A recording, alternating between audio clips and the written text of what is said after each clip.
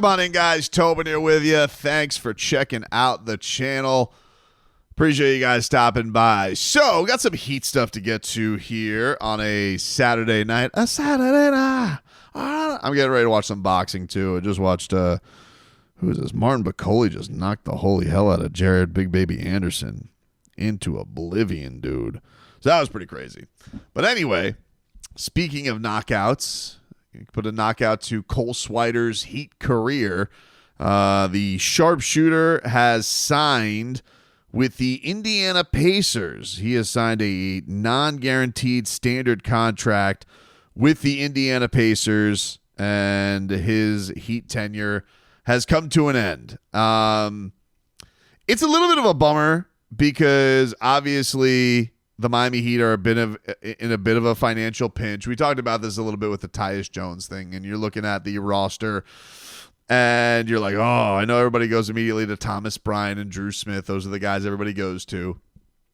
So, one, Cole Swider didn't want a two-way deal. Cole Swider wanted a standard deal.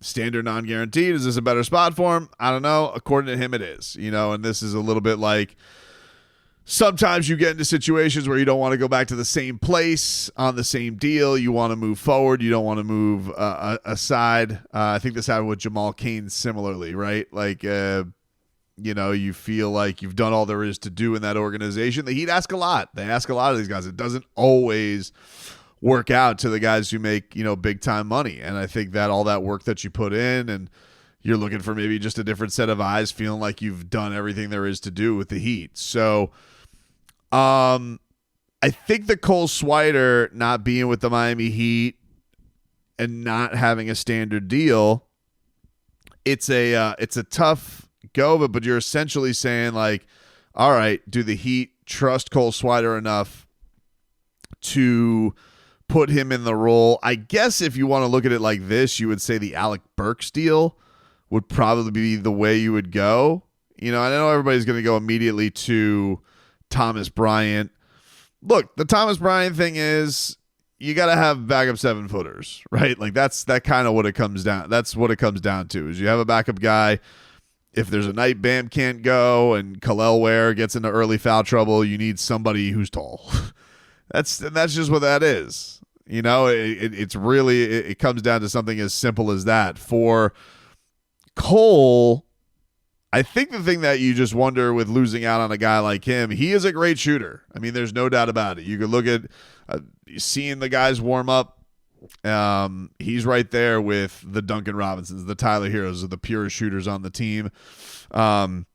Could he fall into other roles and do other things? I think that's probably where the Heat looked at him and said, oh, I don't know.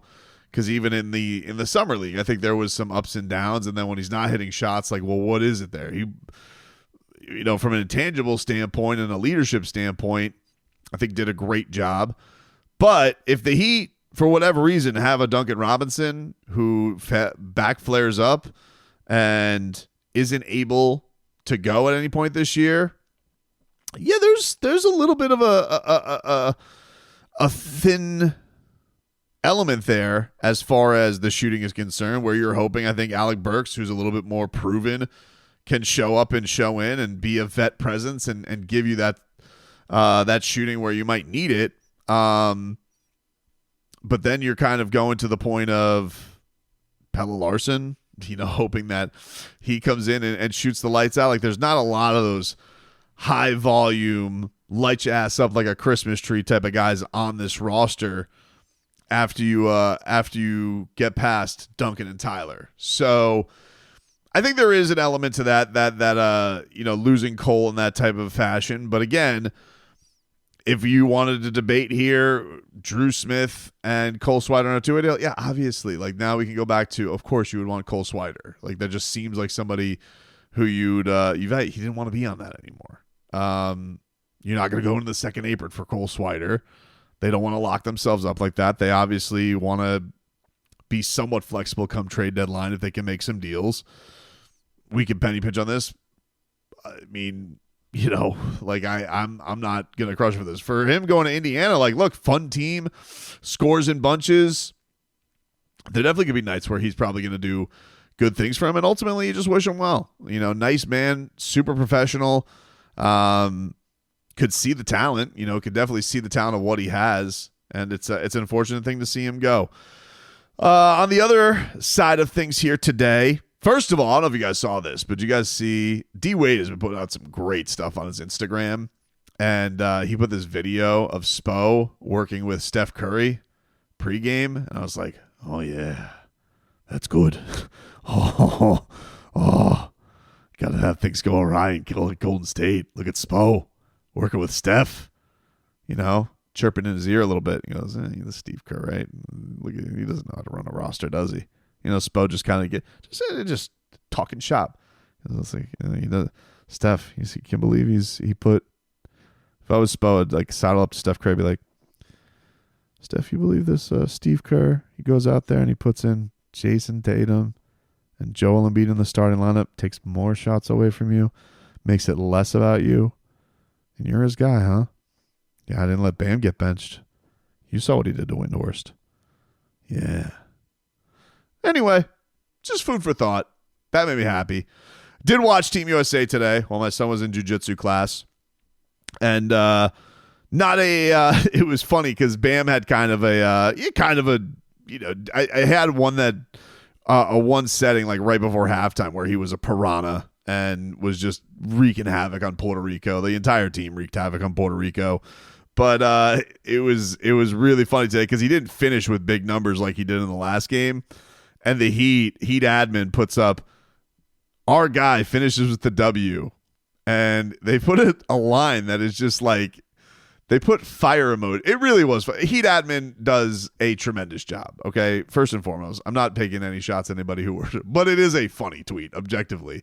And you can see why Bam reacted the way that he did, where they put 3 points, fire emoji, 3 points, fire emoji, 5 rebounds, fire emoji, 3 assists, fire emoji, 2 steals. And Bam Adebayo replies to this, and he goes, y'all didn't have to post my quadruple single.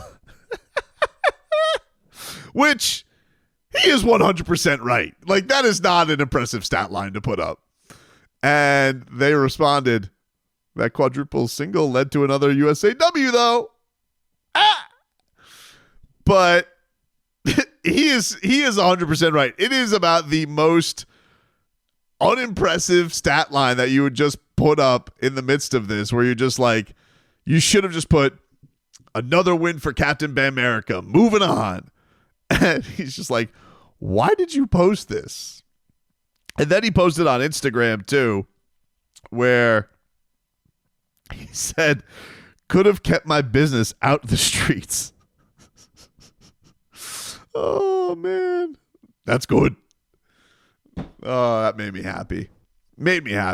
It's all one big happy family, dude. But anyway, for Bam, yeah, the star today was Anthony Edwards. Anthony Edwards, my God, he was incredible. He was he basically just took Puerto Rico and was just like, hello, everybody. I am here to just dance on your head. That's how good I'm going to be. He was awesome in that performance. U.S. now moves on. They are the 1 seed. They're going to take on Brazil, I believe 9:30. Let me see. Tim Reynolds tweeted out the schedule. So they will take on Brazil 9:30 p.m. on Tuesday. The schedule that day, Germany, Greece in the morning. Fun matchup. You got Giannis versus Germany.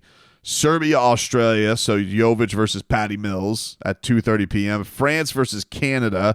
The host nation versus the other team that everybody feels like will be there. But I think, Team USA got a really, as the 1 seed, did get a good draw. They will not face Germany, France, or Canada until the final. And I would say the best team most likely in this draw is going to be Serbia, who they've already trounced twice.